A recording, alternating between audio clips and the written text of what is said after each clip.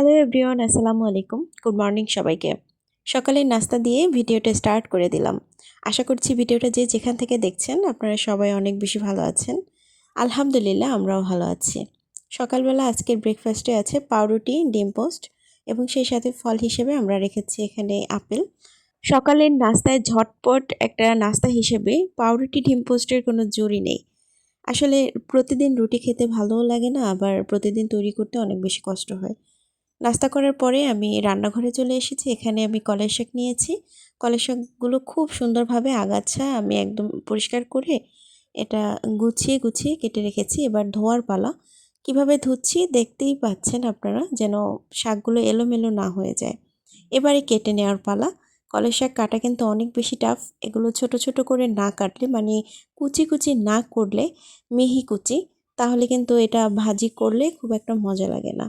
আমি যে খুব বেশি কুচি কুচি করতে পারি তেমনটাও কিন্তু না, তবে যতটুকু পারি চলে যায় আর কি। তো এই তো দেখতে পাচ্ছেন আমি চেষ্টা করছি একটু মিহি মিহি করে কুচি করার জন্য। আর এদিকে আমি পাঙ্গাস মাছ আমি ভাজতে দিয়েছি চুলাতে, সেটাও কিন্তু হয়ে গেছে। এবার এগুলোকে আমি তুলে নেব। তো পাঙ্গাস মাছটা আমার বাসাতে জাইনের বাবা এবং জাইন ভীষণ পছন্দ করে, তবে আমি ঢাকার এই পাঙ্গাস মাছগুলো খেতে পারি না। গ্রামে যে পাঙ্গাস মাছগুলো পুকুরে চাষ করা হয় সেটা মোটামুটি আমার কাছে ভালোই লাগে, কিন্তু ঢাকার এই পাঙ্গাসগুলো থেকে এমন একটা গন্ধ আসে যার কারণে আমি আসলে খেতে পারি না। তবে মাছটা কিন্তু খুব একটা খারাপ না, স্বাদের মাছ। যেহেতু এটা তেলের মাছ, খেতে কিন্তু খুবই ভালোই লাগে। আমি একটু কড়া করে লাল লাল করে ভেজে নিয়েছি, কারণ যেহেতু এটা থেকে একটু গন্ধ আসে। কড়া করে ভেজে নিলে এটা থেকে গন্ধটার পরিমাণ একটু কমে যায়। মাছ ভাজার পর ভুনা করার জন্য আমি বেশ খানিকটা পেঁয়াজ দিয়ে দিয়েছি। পেঁয়াজটা একটু ব্রাউন কালার করে ভেজে নেব। এরপর এখানে পরিমাণ মতো মশলা দিয়ে দিব, যতটুকু দরকার আর কি।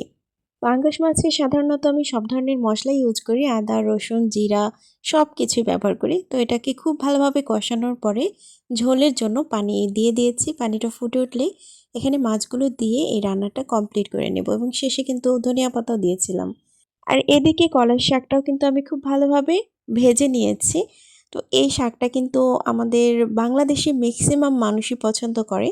আমার জানা মতে এমন কোনো মানুষ নেই যে এই শাকটা পছন্দ করে না। আসলে কিন্তু খুবই সুস্বাদু একটা শাক এটা। তো পুরোটাই কিন্তু আমি এখানে সার্ভ করে নিচ্ছি। দুপুরের খাবারের মেনু হিসেবে আজকে আমাদের আছে কলাই শাক ভাজি এবং পাঙ্গাস মাছ ভুনা। খুব মজাদার খাবার।